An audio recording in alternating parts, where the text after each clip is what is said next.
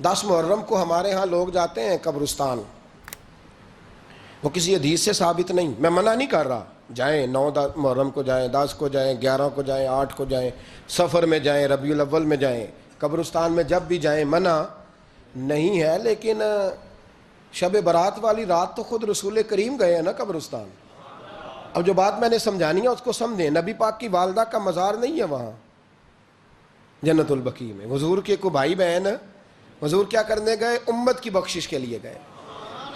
شب برات کی رات لالچی نہ بنے کہ صرف میں نے اپنے لیے روزی مانگنی ہے، کل امت کے لیے مانگے، رب کریم سے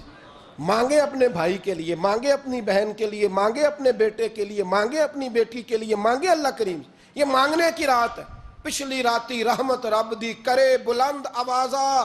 بخشش منگن واریاں کارن کھلا جے دروازہ، آئیں اللہ کی بارگاہ میں، اس رات کو کھل کے دعا مانگیں۔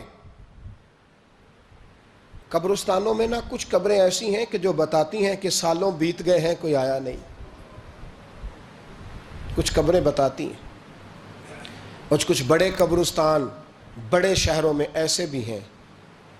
کہ جن کا گورکن کہتا ہے کہ مجھے کمیٹی نے کہہ دیا ہے جہاں 4-5 سال کوئی نہ آئے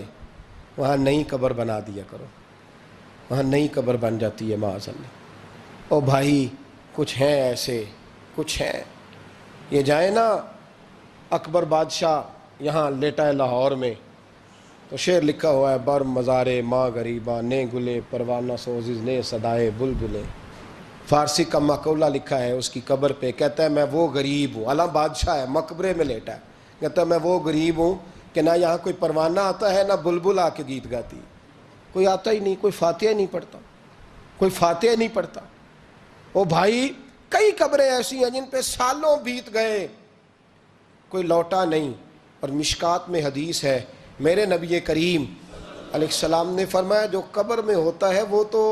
اس آدمی کی طرح ہے جو دریا میں ڈوب رہا ہے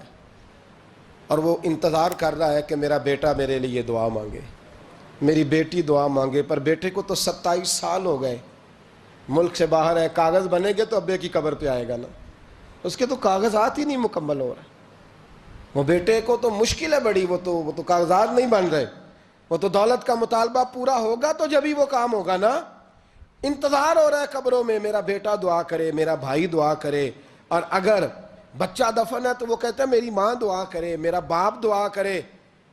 کوشش کریں شب برات بعد از مغرب یہ رواج پیدا کریں، یہ رسول اللہ کا طریقہ ہے صلی اللہ علیہ وسلم۔ قبرستان میں جائیں اور جا کر کے وہاں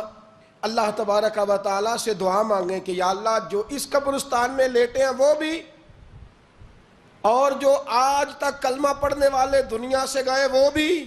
اور جو قیامت تک جائیں گے وہ بھی، اے اللہ تو سب کی بخشش فرما دے۔ اللہ کی رحمت کو محدود نہ کریں کہ صرف مجھے بخش دے، اسے کہیں یا اللہ کل کی بخشش فرما۔ ساری امت کے لیے دعا کریں شب برات کی رات۔